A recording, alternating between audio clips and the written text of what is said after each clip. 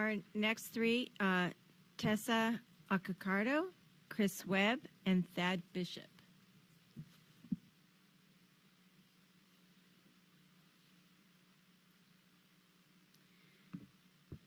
Good evening, board members and Dr. Rodriguez. My name is Tessa Accardo. I'm a third-year teacher in this district.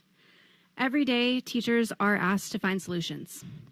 For example, when we returned to school after COVID closures, we were asked to squeeze 35 students into our classrooms on tables where they had to sit. The tables were 5 feet long. So I'll let you guys do the math on that one. We are sometimes asked to do the impossible. Support our 160 plus students, follow IEPs, keep contact with parents, fulfill adjunct duty, give up our prep time. Oh, and also there's a new online tutoring program that the district paid however much money for so that kids can sit in front of a screen and get help from a stranger. Forget time to take care of ourselves. We continue to rely on the martyrdom of teachers.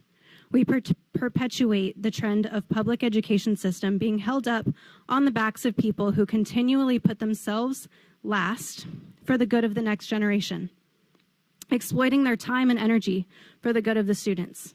You'd think that this district would want to lead the way to change that, for as outwardly progressive as we like to look. The point is, we make it work. We make the impossible happen. And what are you, the board, and Dr. Rodriguez doing to help that? It's time for you to find a solution to make this district more desirable for qualified teachers.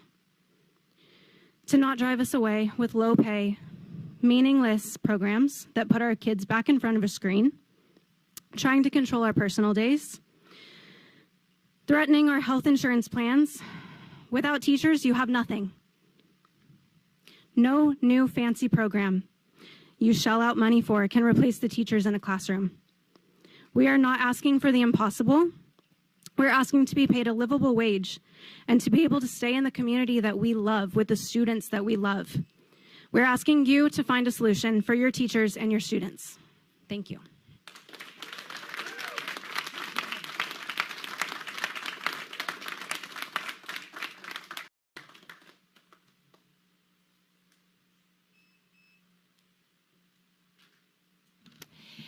And our last three speakers on public comment, Megan Scott, Donna Lefevre, and David Morales.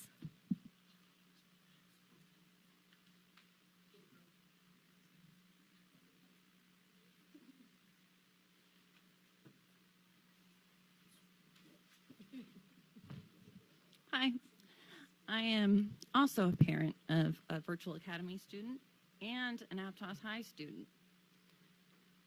Your teachers are tired.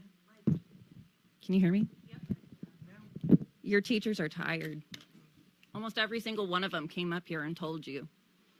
Us parents are tired too. We don't have any answers. Our kids don't have bus drivers. Our kids don't have teachers. Virtual Academy is actually working for our students. Let parents help. And when we brought ideas to you the other day, they were shot down. You didn't care. You already had your answer. You already decided that where those funds were going to be reallocated to, and you didn't even care what the parents said. You gave us 2 weeks' notice. 2 weeks to figure out what we were going to do with our kids. That's not okay. If parents have ideas on how to help you guys, on how to help your teachers, listen. And when we come to you with questions, don't look at us and say, oh, I don't know if I can give you an answer because I think that that's an emotional question. That's not okay. That's not an okay response at all. Yes, it is emotional when our kids are having their school closed and their friends taken away from them. And we weren't given enough time to figure out what to do with our kids next year. It's already halfway through the school year. This is just not acceptable. Our kids deserve better. Our teachers deserve better. Our staff deserves better. Maybe you'll listen someday, because you're losing teachers, and our students are going to be taken out of this district because you guys can't get your head.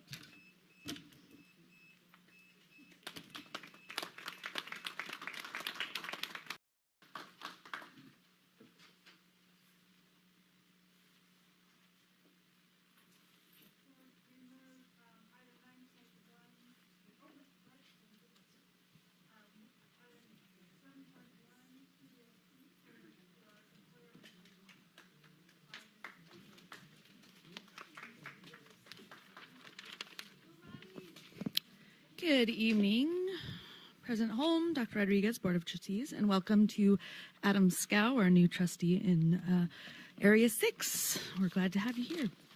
So I just want to start by saying we also collect the resignation and retirement forms. And I just did a quick pull-up of what we had in our data from 21-22 from last school year. So there was a total of 153 employees that left our district. Out of that 153, 35% of them were retired, 11% of them were relocating, 23% of them were seeking a new job, and 18% of them listed that they were leaving due to salary. So we have some different data than what was shared. I also want to share that I am the chief negotiator for our educators union. And for many, many, many years, we've shared as a union that our position is to attract and retain quality educators. However, in the last few years in the climate of education, we have switched that phrase to now being the goal of retaining and then attracting quality educators. Because our number one priority is keeping the quality educators we have in this district and having them stay here. As we are working through our contract negotiations, I am optimistic that the district is looking at offering on salary increases for our TK-12, our psychs, our nurses, our SLPs for this year and for next year. That is the number one goal we had, to retain the educators that we have. And while the district has increased their offer for our ECE and adult ed members to 10% for this year, we still don't have an on-salary offer for the second year out. And just to put that completely plainly to you all, a 10% increase for the highest paid associate teacher in our early childhood education takes them from $19.19 an hour to $21.11 an hour. That hurts. As Dr. Rodriguez mentioned earlier, we do offer an excellent benefits package, and it is something that our members are very thankful for. But we also know that our benefits don't pay our mortgages, they don't pay our rent, they don't pay our utilities, they don't pay for groceries. We also know that salary and total compensation, while is extremely important to retaining educators, it is not the only piece of our job, and it's not the only piece of what has driven many educators to leave this profession. You have heard endless people come up to this podium and share the amount of prep time they have lost, the amount of time they have had to sub and cover classes. It's just not sustainable. One of the things we also negotiate is workload. And what one of our goals is to limit the amount of time our educators can be asked to give that time up. Time that is vital to addressing student needs, to prepping their lessons, to grading, to reaching out to families. We cannot keep adding things onto teachers' plates. We are forcing them out of this profession. Tonight, on consent agenda item 10.4, you have an MOU with Santa Clara University for a PBIS program. When you look at that, I'm sure you look at what a great PBIS program that can be offered to our students.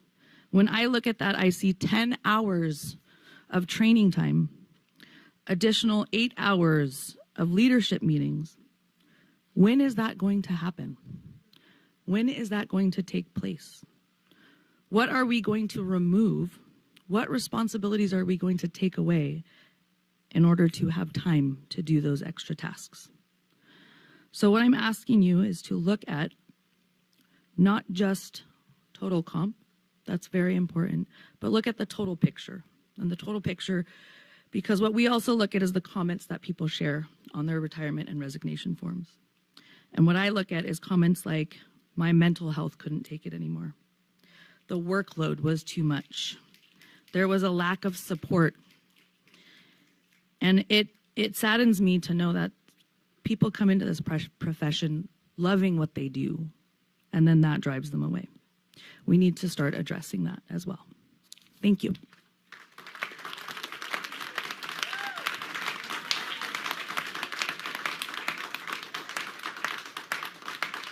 Do we have anyone?